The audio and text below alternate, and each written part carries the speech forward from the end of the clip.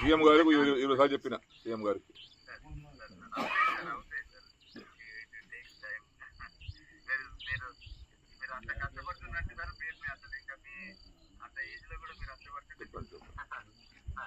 నేనేమో ఎందుకు అంటే ఇక మొండిగా ఒక ఇంట్లోకి అడుగు బయట పెట్టేటప్పటికి ఏమన్నా కానీ సావని బతుకని నిర్ణయం తీసుకుందామని వచ్చిన యాక్చువల్ని అయితే ఏమన్నా కానీ అనుకుని వచ్చిన ఏదన్నా కానీ ఫలితం దండిగా అట్లా నిర్ణయం గట్టిగా తీసుకుని వచ్చిన నేను. ఎన్నిసార్లు చేయాలండి చేస్తూ పూటలు లేపి మేము కొత్తసారి చూస్తున్నాను. నేను మంత్రి చేసిన 20 ఏళ్ళు అమ్మ ఇట్లా ఫోన్ చేస్తే లేపుతుంటే రాత్రి 2 గంటలు లేపుతుంటే ఫోన్ నేను. మరి ఎమ్మెల్యేల ఫోన్ లేపారండి వీళ్ళు. ఈ అమ్మ దరిద్రం పాడైపోయి మేము పనులుగా చేస్తామండి. ఫోన్లు ఏమన్నా మజాకు చేస్తామా తమాషాగా చేస్తామా ఏమన్నా? అందరిలా కూడా కాదు కదా. నేను నాకేమైనా స్వార్థం కోసం నాకు ఆ పైరు చేయి ఈ పైరు చేయి నాకు అదని చెప్తాం కాదు కదా. ప్రజల కోసం ఫోన్ చేస్తాను నేను.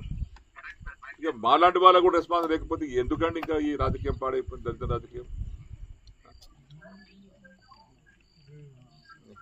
నా నిర్ణయం వేరే ఉండే. నా నిర్ణయానికి ఇలా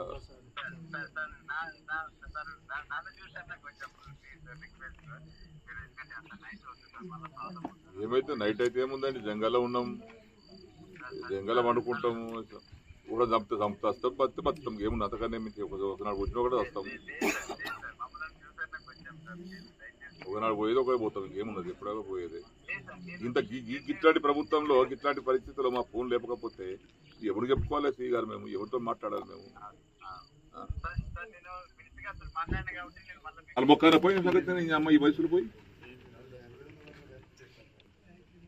విసుగొచ్చి ఆఖరి విరక్తితో నిర్ణయం తీసుకునేది. నేను ఇంటికెళ్ళి బయలుదేరేటప్పుడు చెప్పలేదు ఎవరికి. నేను ఇక్కడ ఉంటానే చదువుకుని వచ్చిన 5 ఏళ్ళ పని లేకపోతే తుమ్ము చేతి మొలుస్తాయి. ఇక తర్వాత ఎవడు దాన్ని పట్టించుకోడు ఎవడు కాదు అది.